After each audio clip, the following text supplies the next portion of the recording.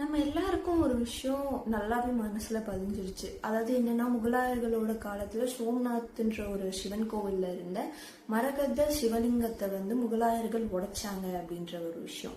அப்போல இருந்து இப்ப வரையுமே நிறைய வேறுபாடுகள், மத ரீதியான வேறுபாடுகள் நமக்குள்ள இருந்துட்டு தான் இருக்கு. ஆனா அந்த ஒரு விஷயத்த வச்சுமே நிறைய வேறுபாடுகள் நடந்துட்டு இருக்கு. ஒரு விஷயம் சொல்ல முடியாது, இன்னும் ஒரு சில விஷயங்கள் இருக்கு, அதனாலேயே நிறைய வேறுபாடுகள் நடந்துட்டு இருக்கு.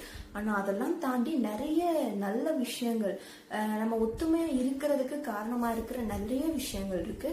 அதுக்கு ஒரு எடுத்துக்காட்டு அப்படின்னா, ஜெய்ப்பூர்ல இருக்கக்கூடிய ஒரு கிருஷ்ணர் கோவில். அந்த கோவில்ல கட்டினது நம்ம முகலாயர்கள் தான். அதாவது முகலாயர்கள் காலத்துக்கு முன்னாடி சின்னதா தான் அந்த கிருஷ்ணர் கோவில் ஜெய்ப்பூர்ல இருந்திருக்கு.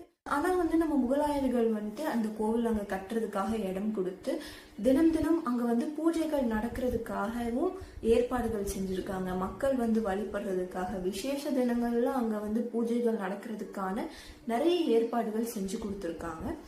இன்னும் அங்க பராமரிக்கிற வேலையெல்லாம் இருக்கும்ல, பல வருஷங்கள் ஆனதுக்கு அப்புறமும் பராமரிக்கிற வேலைகளுக்காகவும் தினம் தினம் அங்க பராமரிப்பு நடந்துட்டு இருந்திருக்கு.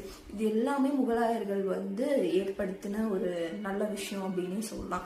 இது ஜெய்ப்பூர்ல இருக்கிற அந்த ஒரு கிருஷ்ணர் கோவில் மட்டும் இல்லை, இன்னும் தமிழ்நாட்டிலேயே சிவன் கோவிலா இருக்கட்டும், முருகர் கோவிலா இருக்கட்டும், இல்ல பெருமாள் கோவிலா இருக்கட்டும், கிருஷ்ணர் கோவில், இந்த மாதிரி நிறைய தமிழ்நாட்டு, இந்தியா முழுக்க நிறைய கோவில்கள் முகலாயர்களால கட்டப்பட்டு பராமரிக்கப்பட்டு வந்துட்டு இருக்கு.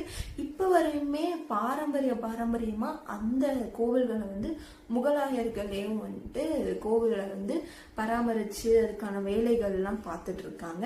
இந்த மாதிரியான நல்ல விஷயங்களும் அவங்க பண்ணிட்டு போயிருக்காங்க.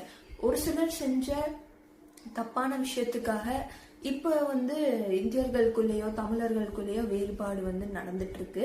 ஸோ இதெல்லாம் நம்ம அறிஞ்சு புரிஞ்சு தெரிஞ்சு நடந்துக்கணும். அதுக்கு நம்ம சேனலை சப்ஸ்கிரைப் பண்ணிட்டு, இந்த வீடியோ உங்களுக்கு பிடிச்சிருந்துச்சுன்னா மறக்காம லைக்கும் பண்ணிடுங்க.